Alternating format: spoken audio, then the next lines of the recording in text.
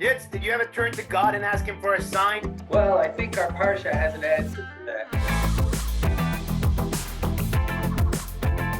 So this week, Parashat Chayei Sarah, we find Avraham Avinu after the death of Sarah calling over his loyal servant Eliezer and requests him to go and find a wife for Yitzchak, making sure that this wife will be from his own homeland, from his own family, and not from the land of Canaan. Last year, we actually discussed what happened after Eliezer got to Charan and met the family of Rivka, met Lavan and Betuel, and told over the entire story again. When the Torah elaborates, pasuk after pasuk, everything that Eliezer said, we discussed why does the Torah go into so much detail about that. We'll link that video at the end of this video. This year, I want to dive on what happens when Eliezer gets to Charan. As the Psukim described, that Eliezer got to Charan and he parked his camels just beside the well and turns to HaKadosh Baruch Hu in a request, asking HaKadosh Baruch Hu to give him a sign who the right girl for Yitzchak will be. And throughout the generations, from the Gemara through the Rishonim and Achronim, there are many discussions about what Eliezer did. If it's a good thing, if it's a bad thing, are you allowed to ask HaKadosh Baruch Hu for a sign? How does this actually work? But the bigger question about that, before we dive into that sugya, into that issue, is why did Eliezer have to ask for a sign? The only request Avraham asked for was, go to my family. If we peek a little bit ahead in Sefer Bereshis, we find Yaakov Avinu that was also sent back to the same place, to Charan, where that family lives. And Yaakov Avinu gets to the well, and the first thing he does, he asks the people there, do you know who Lavan is? He just asked them, can you point me to the right family? So why doesn't Eliezer do that? Why doesn't Eliezer turn to the people there and ask them, can you point me to the family of Terach, to the family of Nachor? Why does he have to ask HaKadosh Baruch Hu for a sign even to begin with, and not actually get up and just ask the people around, please refer me to the right family? It's very interesting. And actually the whole story here of Eliezer, who takes such an important role in this Parsha, is interesting. I mean, we speak about the Avot, and suddenly we have this sort of new figure who most of the Parsha is his story, as we discussed last year. But surprisingly, the Parsha doesn't even say the name of Eliezer. We know the name of Eliezer from before, but here it just talks about the Eved of Avrahm, talks about someone who rules and is responsible for everything that Avrahm has. And obviously, Avraham Avinu respects him very much, sees him as completely loyal, and asks from him this request to go on this mission. But it's interesting that this figure who takes such an important role, we don't know anything about. He's so important that, as Chazal say, and we discussed last year, we learn from him,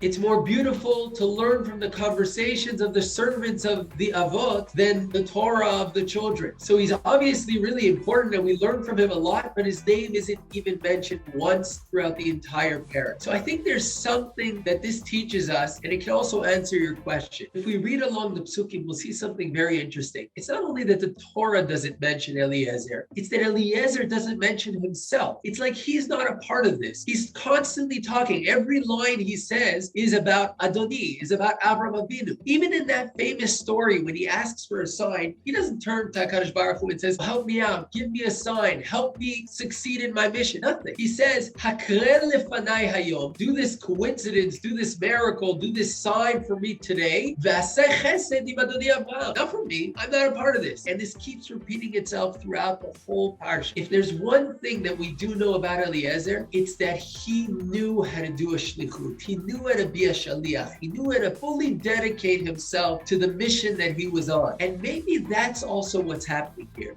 And that's what the pasuk say. Eliezer explains his tefillah to HaKadosh Baruch Hu. He says, Hakreh lefanai hayom, because v'aseh chesed im Adoni Avraham. I want this miracle, I want this sign because I want it for Avraham Avinu. In other words, Eliezer got a shlichut to go choose a wife for Yitzchak. It's a huge shlichut, and all Eliezer wants to do is to do it right, to be a full messenger. He doesn't want to get involved. He doesn't want his own opinions involved, who he thinks would be the right woman for Yitzchak. He wants to do the mission. He wants to bring the woman that Avram wants. He wants to bring the woman that HaKadosh Baruch Hu wants. He wants to put himself fully in that place. And maybe from that position, because Eliezer is like this, because he fully cancels himself before the mission, he fully puts himself in. There's no Eliezer, there's just the mission. That's why all he's focused on is, I want to make sure that I choose the right one. I don't want my opinion. Hakreh lefanai hayom. He turns to HaKadosh HaKadosh Baruch Hu and says, I want your choice, not my choice. I want you to help me choose the right woman. I can see a woman who does chesed, and I can ask what family is she from, and I will do that. But I want to make sure that it's not just my opinion that this is a good shidduch. I want to make sure that it's yours, that this is your choice. And I put myself there as completely passive, as totally in the shlichut. And from that position, Eliezer turns to HaKadosh Baruch Hu and says, I want to be completely objective. I don't want my opinion. I want yours. I want Avram Avinu's. Aseh chesed im Adoni Avraham. You know what the chesed will be? The chesed will be that I won't get involved, that I won't ruin this shidduch, that you will bring the right woman before me and bring her back to Avram, to Yitzchak as a wife. Exactly. I think one of the more important things to remember this whole story with Eliezer, we mentioned it last year, but especially with the whole situation behind this asking for a signal, is Eliezer's personality. Eliezer being an Eved, Shlucho Shel Adam Kmoto, or Yad Arichta, depends on which concept you take it, through the Rishonim, through the ideas of what actual Shlichos, what an actual messenger is. But Eliezer is really trying to be the long hand of Avraham, trying to be exactly what Avraham would want. And remembering that, you have to remember other aspects about Avraham. First of all, everything Avraham in life did was based on what HaKadosh Baruch Hu wanted for him. Many times walking in the dark, not making a decision until HaKadosh Baruch Hu shows him what the right thing is. As we know, he left Charan. He was going to get a sign to know where to go to. Same thing with Akedat Yitzchak at the end of last week's Parsha, where HaKadosh Baruch Hu tells him, Avram Avinu lived his life full of bitachon, full of emunah, knowing that what he's doing is what HaKadosh Baruch Hu wants from him, and making the decision based on that. Eliezer is asking for the same thing too here. He's asking HaKadosh Baruch Hu to help him get to that stage, to that level, where the decisions he makes are not based on any internal personal feelings and ideas, but rather based on what HaKadosh Baruch Hu wants, on what HaKadosh Baruch Hu is planning for Yitzchak. And also a very important thing to remember is that Eliezer didn't close the deal. He didn't sign the deal right after he saw that the sign was fulfilled, but rather he waited to ask her which family she's from, just like Avraham told him, just like the instructions he got from Avraham. Only after she replied that she's from the family of Nachor, that's when Eliezer understood that really HaKadosh Baruch Hu made him meet the exact person, both with the midos, both that she passed the test, but also she fulfills the instructions from Avraham that she's from the right family. And that's when Eliezer understands that this girl is the right person for Yitzchak. And really, as I mentioned in the beginning, this whole idea of nichush, of trying to guess and trying to ask HaKadosh Baruch Hu for a sign, is actually a big discussion, like I was saying, throughout the entire generations, from the Gemara through the Rishonim, a very big machloket between the Rambam and the Ramban, and again, other Rishonim arguing whether this is a thing someone should do or whether it's not a thing somebody should do. And really, when you think about life, growing up means to make decisions when we don't have all the information in front of us, where we don't know if the decision we are making is the right decision. And it's scary because as a kid, you're used to people telling you what to do and if decisions you are making are the right decisions. But really in life, nobody can tell you if your decisions are right or wrong. You just have to wait for the future to see if the turn you took was the right turn. And this is what makes people sometimes look for a sign from HaKadosh Baruch Hu, look for some assurance that what they're doing is the right thing. And the Shulchan Aruch, when he brings this machlokan and he says, some people say that it's okay to ask for a sign, some people say it's not okay to ask for a sign, but he ends up that halacha with a beautiful pasuk where he says that somebody who really trusts Hashem, Aboteach b'Hashem chesed yisovenu, which is a pasuk from Tehillim that says somebody who trusts Hashem has chesed around him. And I once heard a beautiful word on this pasuk where the pasuk begins, Rabim machovim la'rasha v'aboteach b'Hashem chesed yisovenu, where supposedly David HaMelech says that the Rishaim have a lot of pain around them, but the people who trust God only have mercy, only have good things and chesed around them. But obviously in reality we see that's not true. So what is David HaMelech actually saying here? And the pshat maybe of the pasuk is that when you're full of bitachon in HaKadosh Baruch Hu, you know that everything comes from Hashem. And the opposite is a Rasha who doesn't believe in HaKadosh Baruch Hu and doesn't believe that things are happening to him for a reason. Many times will feel pain from what is going on because they want other things, because what is happening to them, they're not happy about it. But Aboteach b'Hashem, somebody who knows that everything that happens to them, everything around them is from HaKadosh Baruch Hu, understand that even sometimes the bad things are chesed, even the bad things are from HaKadosh Baruch Hu, even the bad things have chesed in them. And as we said many times, you might not understand them and they really hurt, but they're still from HaKadosh Baruch Hu and they're still for the good, because HaKadosh Baruch Hu, at the end of the day, only wants the good for you. And the bottom line is, do you trust HaKadosh Baruch Hu? Do you have your bitachon in Hashem? And if you do, then everything around you is chesed. Then you understand that everything around you is for a reason and is meant there for you to get you to a better place and to lift you up and to make you a better person. And taking it back really to Eliezer, Eved Avraham in this week's parasha, asking for that sign, it wasn't because he was lost or because he didn't know or because he was trying to guess and asking for some kind of godly intervention in his life. Rather, it was like Rashi and the Gemara explains, it was a place full of bitachon, knowing that everything in life comes from Hashem Baruch Hu, and Eliezer turning to Hashem, asking him him, Hashem, here to help me also here in this crossroad in my life where I have to fulfill this shlichut, being a full messenger to Avraham, help me realize this shlichut into reality to do the right thing for my master, for Avraham, as a shaliach is supposed to do.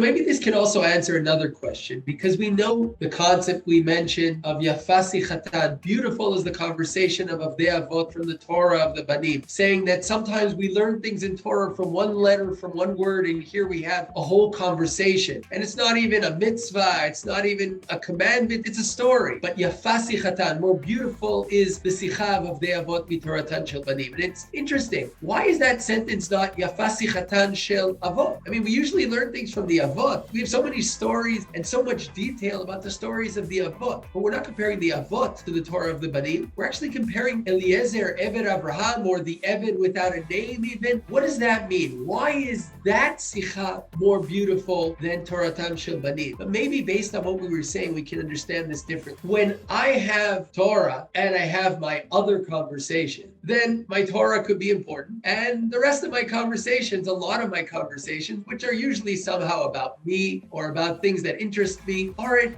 really a great sheer for other people to learn from. But someone who is a complete messenger, someone who is a complete shaliach, there is no part, no conversation, no moment in his life which is not part of him trying to do that shlichut, trying to bring about Avraham Avinu's will, HaKadosh Baruch Hu's will into this world. So maybe Dafka Eliezer, who's our teacher of shlichut, who teaches us how to be a shaliach in this world, because we all are a shaliach, we all are a messenger, we all are on a mission in this world. We were born into this world and we have something we need to achieve, and we try our best to achieve it. When we are doing a shlichut, when we're fully dedicated and constantly looking for what can I bring into this world, what am I here for, then even our random conversations become part of the story. Even the simple things become part of it. Everything is part of it. My whole life is part of it. And it's not just I have this corner where I learn Torah and then I have the rest, which is about me. All of my presence, all of my essence is the shlichut, is what I'm here to do. Beautiful. And really, there's so much more to talk about this whole idea of shlichut and signs, especially comparing it to Moshe Rabbeinu later on in Sefer Shemot, where he gets his shlichut and he asks for a sign from HaKadosh Baruch Hu. But as usual, we're out of time, so we'll have to end here. But we'll just remind our viewers again, if you like this video, please feel free to share it, comment on the video below, like this video, and of course, if you haven't yet subscribed to the channel, please consider subscribing and help us grow the channel. And we'll link last videos right now. Make sure you take a look. Shkoyach Yitzi. Shkoyach Tuvia, Shabbat Shalom. Shabbat Shalom, and we'll talk again next week. Rosh Chodesh Kislev, Bezrat Hashem. For more Talking Torah videos on different topics, check out our YouTube channel.